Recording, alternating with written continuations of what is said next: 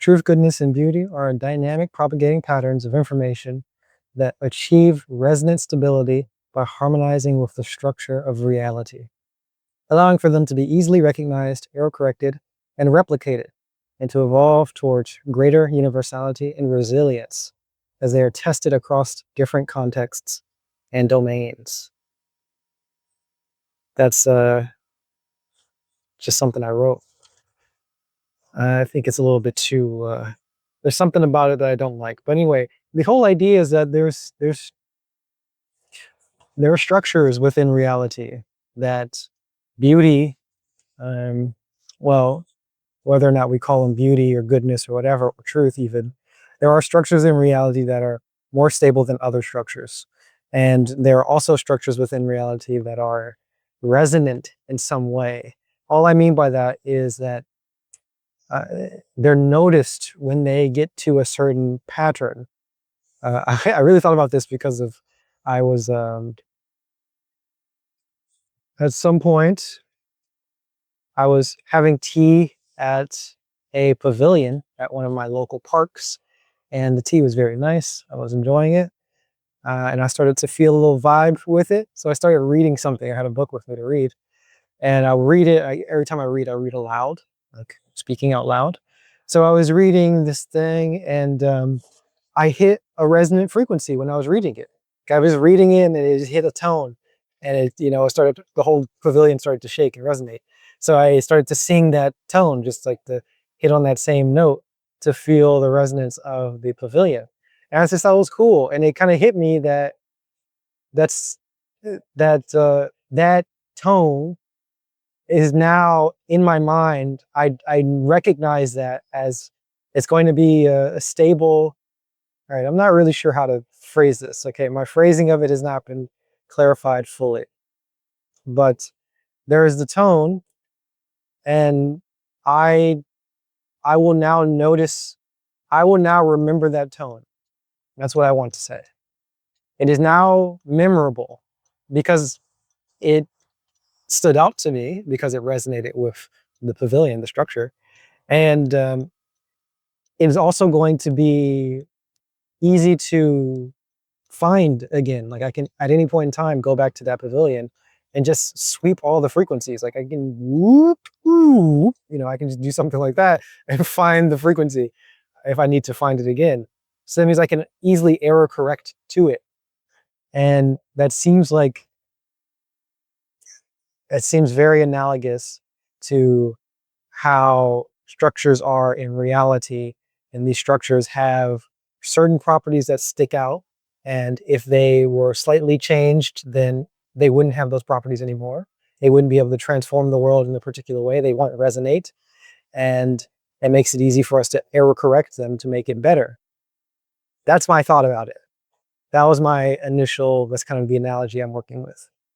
And then I'm thinking to expand that a little more. I was thinking that art is sometimes about finding those resonances, right? You have a culture or you have a person who has a certain DNA makeup or whatever, like a certain species. And within that culture, you can find these certain resonances. There are certain things that a work of art can do that will trigger a larger response than typical. And that's just finding the resonant frequency of a culture or of a situation or of a person or whatever. And it struck me as interesting. First of all, that is interesting, but it also struck me as finite, necessarily finite, because if we're error correcting to existing structures that are in biology or even in culture, uh, you can't really, you find the resonance and then you're done. You don't really improve further. Now, of course, your DNA will change over time or whatever, or your culture will change over time. So there is the possibility of having to keeping catch up with that. But there's not much improvement unless you develop the process of creating your own structures. So if you have a work of art and you make the structures for the work of art, and in the making of the structures, you set up the building to be resonant, then then there's something that could be improved, and it can be improved infinitely, because then you can just make another structure that's more resonant, or more resonant at the same note, or a bigger structure with whatever. Okay, you get the picture. Okay, it's more of an analogy. It may not be a good analogy, but it is how I am thinking about some things currently.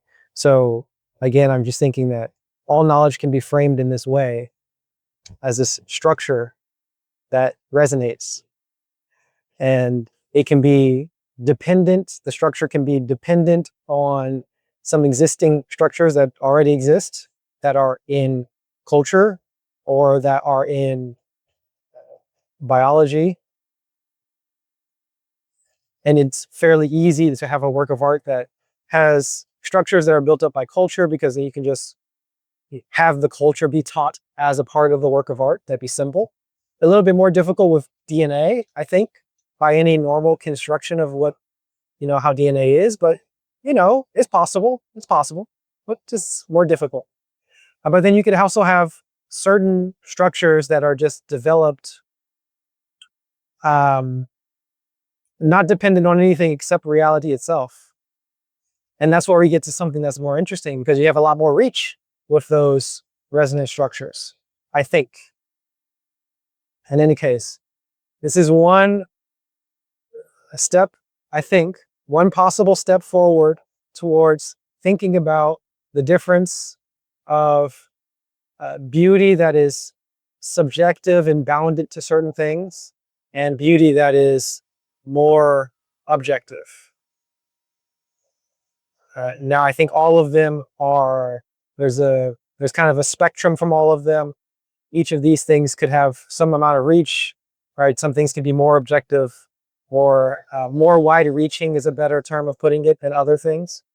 So even if it's based on DNA or based on culture, it could have more or less reach. But the things that are based only on reality and not based on culture, or not based on DNA, have much wider reach.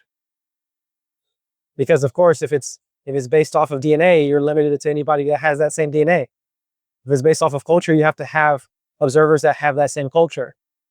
But if it's based off of